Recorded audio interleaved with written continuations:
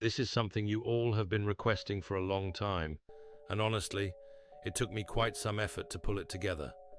But I finally managed to compile 3 gripping and chilling stories that unfold during school lockdowns. These aren't just mere tales.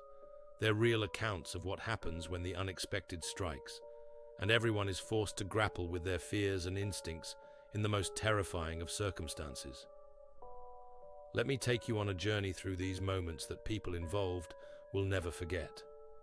It was a typical boring Friday in calculus class. The week was dragging on, but we were just one period away from freedom.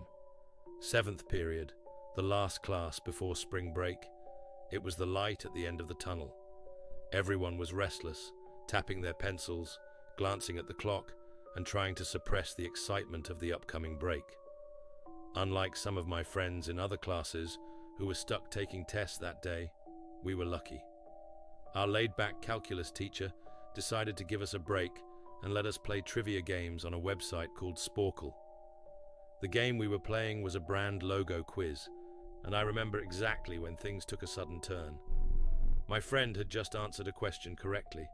The answer was Adidas. Right after that, the dean's voice crackled through the loudspeaker. His tone was frantic, almost panicked, as he announced, "This is not a drill. Teachers, initiate lockdown procedures immediately." A chill ran down my spine. Our usually calm and easygoing teacher went pale. He quickly turned off the lights, closed the blinds, and ushered all of us to the back corner of the room. We sat there in silence, the tension so thick you could cut it with a knife. 2 minutes passed, long, agonizing minutes, before we heard the faint hum of power cut out completely. It wasn't just the lights. The buzzing sound from the electrical panel in the back of the classroom also ceased. The room felt eerily still, amplifying the sense of dread. It was clear that whatever was happening wasn't a false alarm. As we waited, every second felt like an hour. Suddenly, the quiet was shattered by the sound of a man's voice, screaming at the top of his lungs in the hallway. His words were incoherent, filled with rage and madness. 2 girls in our class started crying, their sobs breaking the silence and heightening everyone's fear. The screaming grew louder as the man approached our classroom. He began banging violently on the lockers, shouting threats like, "I'll kill all of you." The sound of his fists slamming against the metal lockers was deafening. Our teacher held a finger to his lips, signaling us to stay silent. The air was thick with terror as we sat frozen, listening to the chaos just outside the door. Then, the banging moved to our classroom door. Each pound felt like a hammer driving nails into our sanity.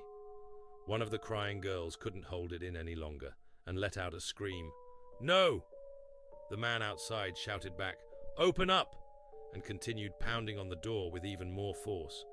It felt like an eternity, but eventually the noise faded as the man moved down the hallway, his screams growing fainter until they disappeared entirely.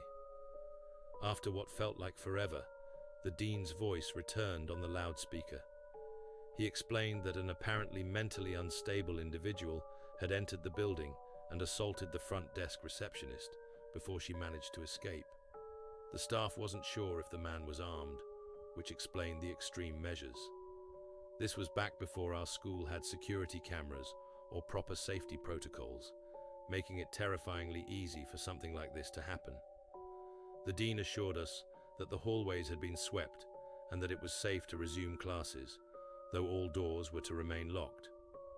We later found out that a night shift janitor discovered the man hiding in a storage closet at the far end of the school.